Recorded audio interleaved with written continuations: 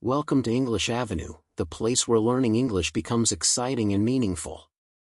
Today, we begin a powerful journey, the story of one of history's most debated and controversial figures, Adolf Hitler.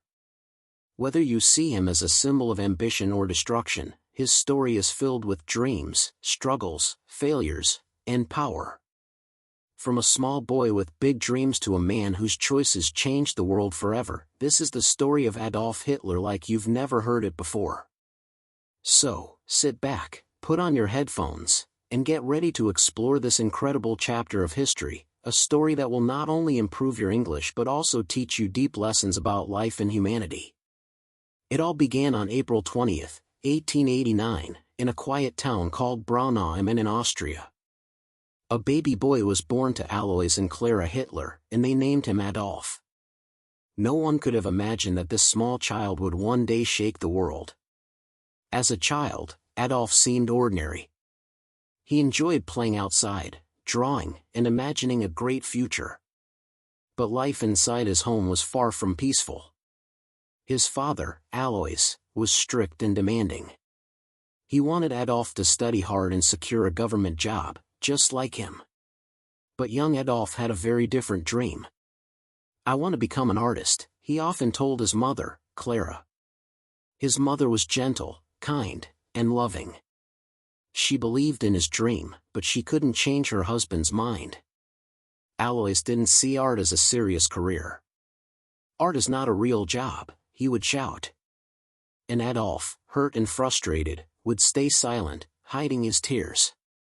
When Adolf was 13 years old, tragedy struck. His father died suddenly.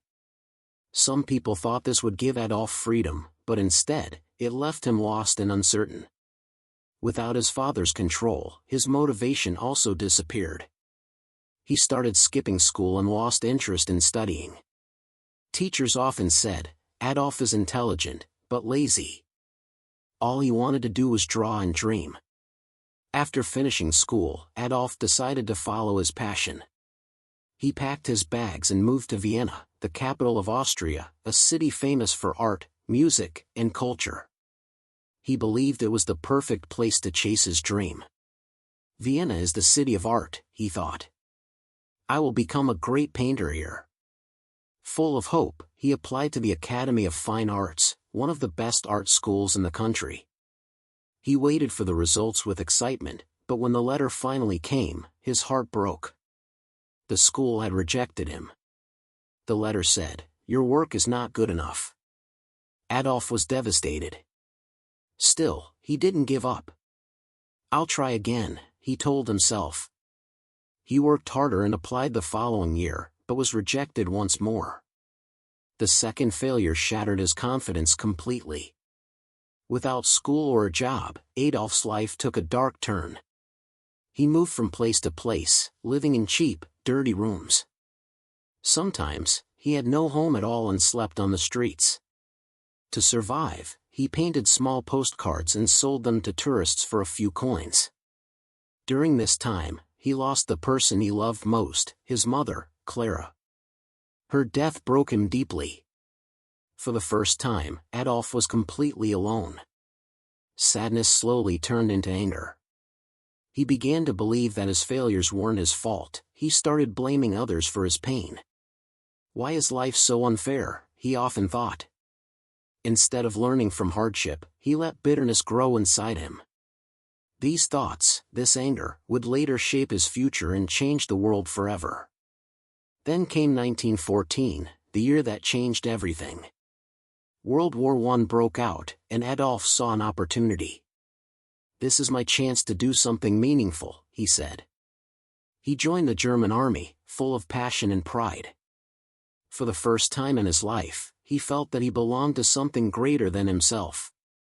As a soldier, he worked hard, carrying important messages across dangerous battlefields.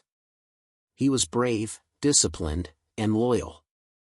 For his courage, he even received 2 medals, something that made him proud. But in 1918, the war ended, and Germany lost. Adolf couldn't accept the defeat. "Our leaders betrayed us," he shouted in anger. He believed Germany had been humiliated and needed a strong leader to rebuild its pride. And deep inside, he started to believe that he could be that leader one day. When the war was over, Adolf returned to Germany, only to find a nation full of chaos. People were hungry, poor, and broken. The country had lost its power, and the citizens had lost hope. Adolf saw this pain and thought, Germany needs someone strong, someone who can make it great again. This was the moment his ambition started to grow. A dream that once belonged to a young artist was now transforming into something much darker, the dream of power. After the war, Germany was broken, not just in its cities, but in its spirit. The people were poor, jobs were gone, and food was scarce. Everywhere, there was anger and disappointment. Many Germans felt their country had been treated unfairly after losing the war. Amid all this hopelessness, Adolf Hitler wandered through life with no clear path. But one day, something unexpected happened that would change his life forever. He attended a small political meeting held by a group called the German Workers' Party. It was a tiny gathering in a beer hall, just a few people sitting around, discussing ideas. At first, Adolf was only there to listen. But when one speaker said something that angered him, Adolf stood up and spoke back. His words were sharp, emotional, and full of passion. The people in the room listened in silence, surprised by his energy and confidence. That day, the party leader noticed something special in him, a powerful speaker who could move people's hearts. Soon, Adolf joined the German Workers' Party. At first, it was just a small group with limited influence. But Adolf's speeches started to attract attention. He spoke with emotion and confidence, promising to restore Germany's pride. When he spoke, people listened. His voice carried anger, hope, and power, all at once. Crowds began to grow. In every speech, Adolf told people, Germany will rise again. He blamed certain groups for the country's problems and claimed he could fix everything. His words gave people someone to blame and something to believe in. As the movement grew, Adolf changed the party's name. It became the National Socialist German Workers' Party, or simply, the Nazi Party. He also created a new symbol, a red flag with a black swastika in the middle. This will become the symbol of our strength, he said proudly. The flag soon appeared everywhere the party went. By now, Adolf was no longer just a speaker, he was becoming a leader. People admired his passion and the way he spoke about unity, power, and pride. He promised jobs, strength, and hope. But hidden behind those promises were dangerous ideas of hate and control. In 1923, Hitler made a bold move. He tried to take over the German government by force. This event became known as the Beer Hall Putsch. But the plan failed, soldiers stopped the uprising, and Adolf was arrested. In prison, he had time to think, plan, and write. It was there that he wrote a book called Mein Kampf, which means My Struggle. In the book, he shared his beliefs, that Germany should become powerful again and that only certain people belonged in that future. The book later became popular and spread his ideas across the country. When Adolf was released from prison, he returned to politics with even more determination. He had learned one important lesson: power could not be taken by force, it had to be earned through influence. And so, he began building his party again, step by step, city by city. People were tired of poverty and humiliation. They wanted someone to believe in, and Adolf became that person. His words gave them hope, but they didn't realize that behind his speeches was a dangerous dream of absolute control. The man who once dreamed of painting beautiful pictures was now painting a new kind of picture, one made of fear, power, and ambition. By the early 1930s, Adolf Hitler was no longer an unknown name. His speeches echoed across Germany, in halls, on radios, and in newspapers. People who once had no hope now looked to him as a savior. He promised to rebuild the nation, bring back jobs, and restore pride. Germany at that time was struggling. After losing the war, the economy had collapsed. Families were starving, factories were closing, and money had lost its value. People wanted a strong leader who could bring stability. Hitler used their pain and frustration as his greatest weapon. He told them, "It's not your fault. Germany has been betrayed. But together, we will rise again." These words filled people with emotion and belief. They felt understood, and for the first time in years, they had someone to follow. Hitler carefully built his image, a man of discipline, confidence, and vision. He appeared in uniform, stood tall, and spoke with authority. Every movement, every gesture was calculated to win trust. By 1933, his influence had grown so powerful that he was appointed Chancellor of Germany, the country's top leader. This was the beginning of a new and dark chapter in world history. At first, many Germans celebrated. They thought Hitler would bring peace and prosperity. He promised new roads, new factories, and jobs for everyone, and he delivered. Germany began to recover. The streets were filled with workers again, and people began to believe, maybe he is the man who can save us. But while everyone was focused on progress, something else was happening quietly in the background. Hitler was changing the way Germany thought, spoke, and lived. He started controlling newspapers, radios, and schools. Children were taught to praise him. People were told, "You can only believe in Adolf Hitler." Anyone who disagreed with him faced punishment. Some were imprisoned, and others disappeared entirely. Slowly, fear replaced freedom. Hitler created new organizations to strengthen his rule. One was the SS, a powerful army loyal only to him. Another was the Hitler Youth, where young boys were trained to obey and fight for his ideas. The Nazi flag, with its black swastika, became the symbol of power, flying over every building, every street, and every school. Hitler's dream was clear: he wanted to make Germany strong again, but on his own terms. He believed Germany was superior and that others did not belong in his vision of the future. His dangerous beliefs began to spread like fire across the country. He often said in his speeches, "Germany will rule the world." The crowds cheered, shouting his name in unity. But beneath the excitement, something dark was growing: hatred and division. In 1939, Hitler made a bold and reckless decision. He ordered his army to invade Poland. This single act started World War II. He believed that through war, he could build his perfect empire.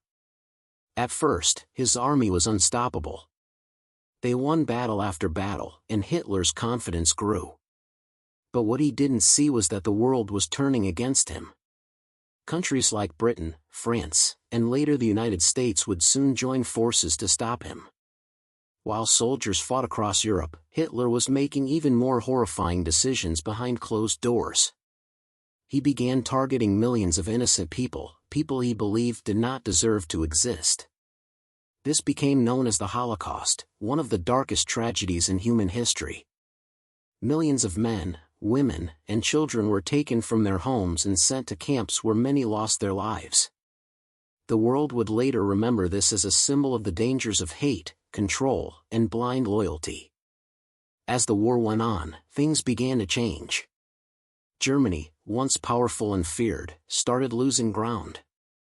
Bombs fell on German cities, and the people who had once cheered now began to question everything. The promise of greatness had turned into fear, destruction, and loss. The man who once dreamed of greatness now found himself trapped by the very power he had created. By 1944, the world that Adolf Hitler had built was collapsing. His army, once unstoppable, was now losing on every front. The Soviet Union was pushing in from the east, while Britain and the United States advanced from the west. German cities were being bombed every day, and millions of people were dying. The same people who once called Hitler a hero now began to lose faith. They asked, "Why did we follow him?" But for Hitler, there was no turning back. He refused to surrender, even when everything was falling apart. In his mind, giving up meant weakness, and weakness was something he could never accept. By early 1945, Berlin, the capital of Germany, was surrounded. Bombs fell endlessly, streets were destroyed, and fear filled the air. Hitler hid deep underground in a bunker beneath the city. The bunker was cold, dark, and silent, a place far from the cheers that once filled his rallies. Inside, Hitler spent his final days planning battles that no longer mattered. Most of his generals knew the truth: the war was lost. But no one dared to tell him directly. He trusted no one anymore. He believed everyone had betrayed him. In the bunker with him was his longtime companion, Eva Braun. She had stood by his side for many years, even in his darkest moments. On April 29, 1945, with the sound of gunfire echoing above them, Adolf and Eva decided to marry. It was a simple ceremony, quiet and somber. They both knew their time was running out. After the wedding, they talked for hours, about their lives, their choices, and what they had lost. Outside, the Soviet army was closing in. By April 30, 1945, Hitler made his final decision. He called his closest followers and said, "I will not be captured alive." He believed that dying on his own terms was better than facing defeat. Shortly after, Adolf Hitler and Eva Braun took their own lives inside the bunker. He was 56 years old. When Soviet soldiers entered Berlin soon after, they found the bodies and ended one of the darkest chapters in human history. Within days, Germany surrendered. The war in Europe was over on May 8, 1945. The nation that Hitler promised to make great again was now in ruins. Cities were destroyed, families were broken, and millions of lives had been lost. Hitler's dream of power had turned into destruction, not just for others, but for himself. Today, we're taking a closer look at the 2026 Nissan Qashqai, a model that continues to define what a modern compact SUV should be: practical, comfortable, and equipped with smart technology. For years, the Qashqai has been one of Nissan's best-selling vehicles in Europe, and this latest version takes that reputation to a new level with a sharper design, a more refined interior, and a stronger focus on hybrid efficiency.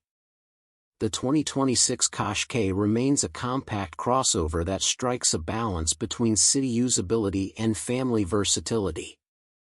It's ideal for drivers who want something stylish and easy to live with, but also efficient and safe. Nissan's goal with this generation is simple: to enhance the everyday driving experience through smarter design and technology, while maintaining the reliability and comfort that Qashqai owners appreciate. Pricing for the 2026 model is expected to start around €32,000, with higher trims reaching up to €40,000, depending on configuration. The range includes familiar trims such as Ascenda Premium, N-Connecta, Tecna, and Tecna Plus. The higher-end trims offer features like a panoramic glass roof, premium Bose audio, and advanced driver assistance systems, while base models still deliver solid equipment and strong value for money. On the outside, the 2026 Qashqai introduces a refreshed design that looks both sophisticated and athletic. The signature V-Motion grille is now slimmer and more sculpted, framed by new LED matrix headlights that add precision to its front profile. A redesigned bumper, updated rear lights, and available 19 or 20-inch alloy wheels enhance the SUV's modern stance. New colors like Deep Ocean Blue and Titan Gray give it an added layer of personality. Inside, the Qashqai feels noticeably more premium. Nissan has used higher quality materials throughout the cabin, with soft touch surfaces and new upholstery options. The seating comfort remains one of its strongest points, with Nissan's zero-gravity seats offering great support for long drives. Space is generous for both front and rear passengers, and the boot offers around 500 liters of flexible storage, ideal for families and travelers alike. When it comes to technology, the 2026 Qashqai features Nissan's latest 12.3-inch infotainment system with Google integration, including maps and assistant built-in. The digital driver display is fully customizable, and wireless Apple CarPlay and Android Auto come standard. Safety has also been upgraded, with systems like ProPilot Assist, traffic sign recognition, adaptive cruise control, and lane-keeping technology available across most trims. Under the hood, the 2026 Qashqai continues with the e-Power hybrid system, pairing a 1.5-liter turbocharged engine with an electric motor to deliver 190 horsepower. This setup provides smooth, instant acceleration with the feel of an electric car, but without the need for external charging. Fuel efficiency remains strong, averaging around 5.3 liters per 100 kilometers, and the suspension tuning delivers a balanced ride that's both comfortable and composed. In conclusion, the 2026 Nissan Qashqai refines an already successful formula. It's stylish, efficient, and well-equipped, the perfect blend for families, commuters, and anyone seeking a capable urban SUV with a premium edge. Nissan has once again proven that evolution, when done right, can make a great car even better.